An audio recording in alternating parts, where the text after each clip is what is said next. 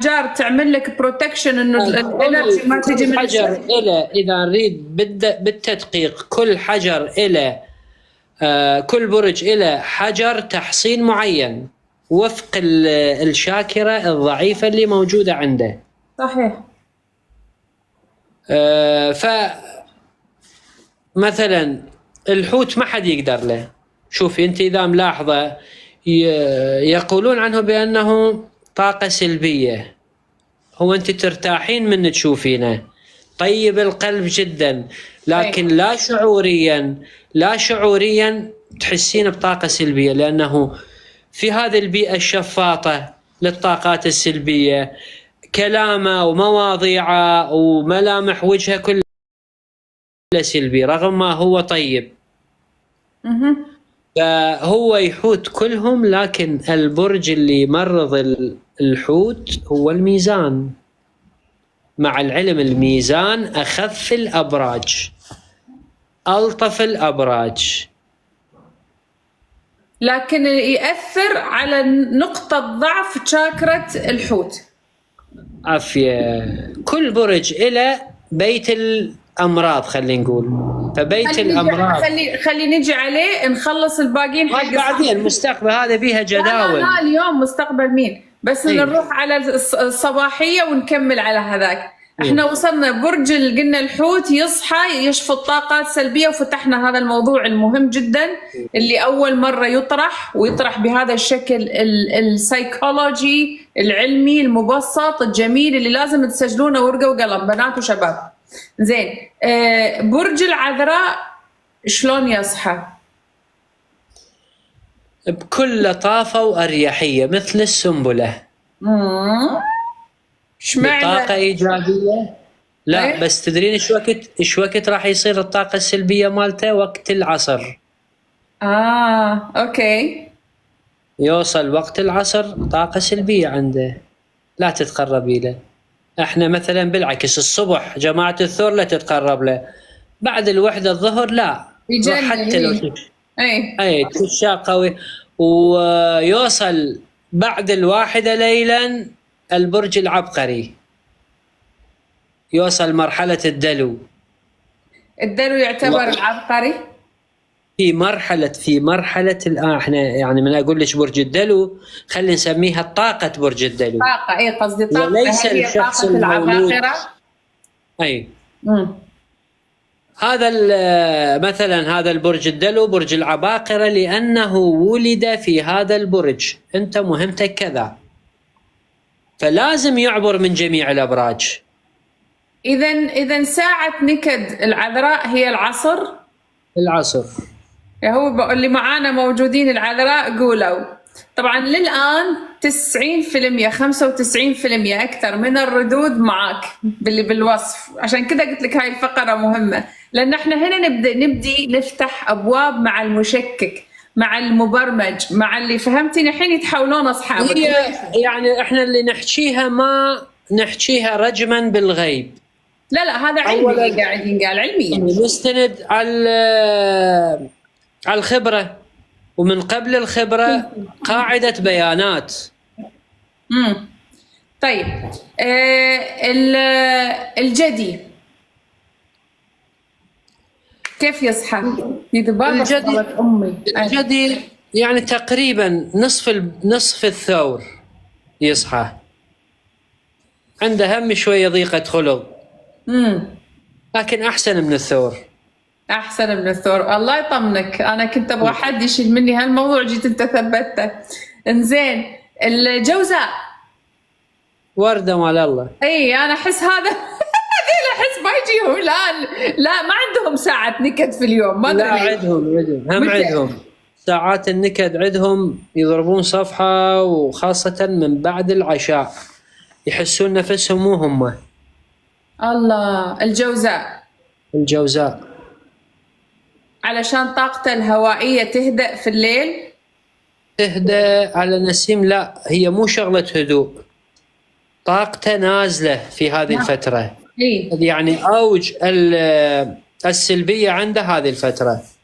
إذن اللي عنده شخص من برج الجوزاء قليلة، هي اي يعني اللي عندها شخص او عندك شخص من برج الجوزاء تبغى خاطره ما تبغى يجلب عليك في الليل، خليك معاه لين هين، لانه هو اوريدي يكون في الليل طاقته نازله، فممكن انت تعمل العكس، ممكن انت تعمل تكون فرفوش، تغير جوية، تضحكون تسولفون تغنون، فعلى اساس تغير له طاقته. معلومه جدا مهمه. يعني طيب. خلي افيد بعد، من تطلب اجازه من المدير، تطلب حاجه من شخص، شوف برجه على مود تعرف مزاجه يا وقت زين تطلب منه الطلب. وهاي شلون نعرف الخريطه؟ بس عندك يوجل، هذه مش موجوده. برج الثور من الصبح لا تطلبون منه شيء. برج الثور لا برج الثور اغلب اليوم لا تطلبوا شيء اصلا. لا بعد الظهر اطلبوا. زين. الجدي ما تطلبون الصباح، الثور ما تطلبون الصباح، العذراء اطلبوا ما عنده مشكله بس ما تطلبون العصر، الجوزاء ما تطلبون بالليل، الحوت ما تطلبون الصباح، الدلو اطلبوا لانه هو ما عنده مشكله، هو مش نكدي، هو يصحى يفكر. باوع بالمناسبه انت ردتي على شيء يواسيك، مو النكد الاصلي هو الدلو،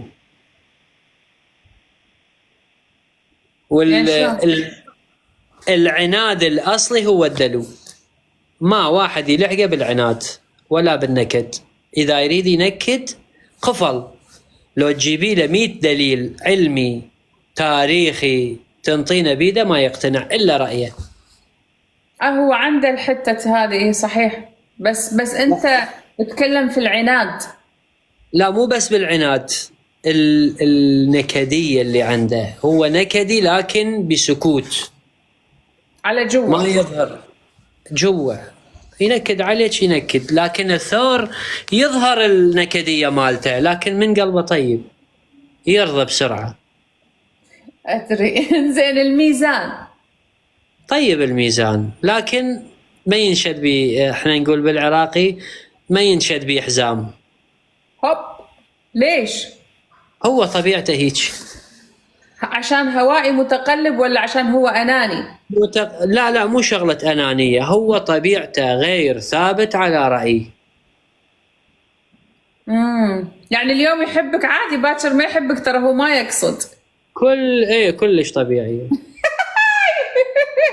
اللي عنده برج الميزان حضرتك خاصة حبيبي وش ثانك يو سو ماتش.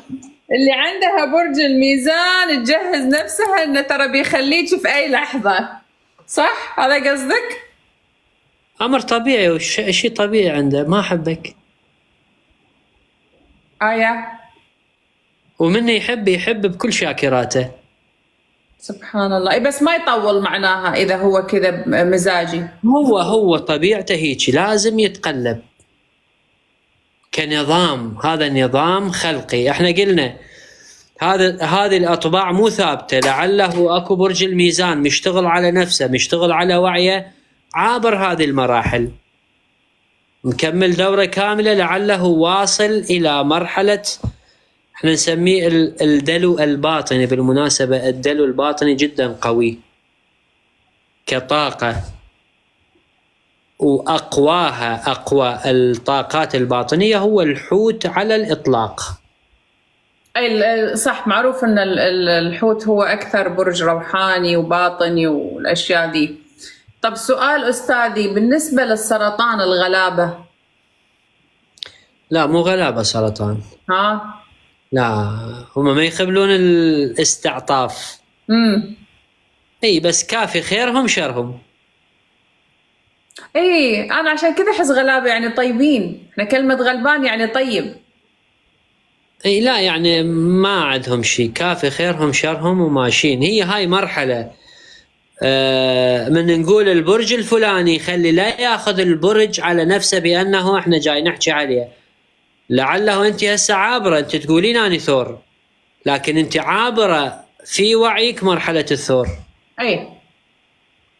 لعله واصله الى انت، يعني اذا اريد اقيمك انت حاليا في مرحله القوس.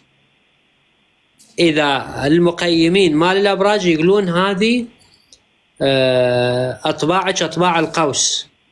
من اي ناحيه استاذ؟ مراحل الوعي، مرحلة النجاح اللي انت واصلت له. ليش القوس بشنو يمتاز من هالناحية؟ احنا قلنا المراحل هذه مرحلة ارقى من مرحلة. صحيح. زين. القوس بشنو يمتاز كطبع يعني؟ كطبع مثلا ما تهتمين للماضي. لا ما ادري عنه. القوس من طبعه انه ما يهتم في الماضي. ابد ما يهتم للماضي. الثور يهتم جدا. انت عابره مرحله الثور من زمان. مو القوس ابدا ما يهتم للماضي. مثلا كهذه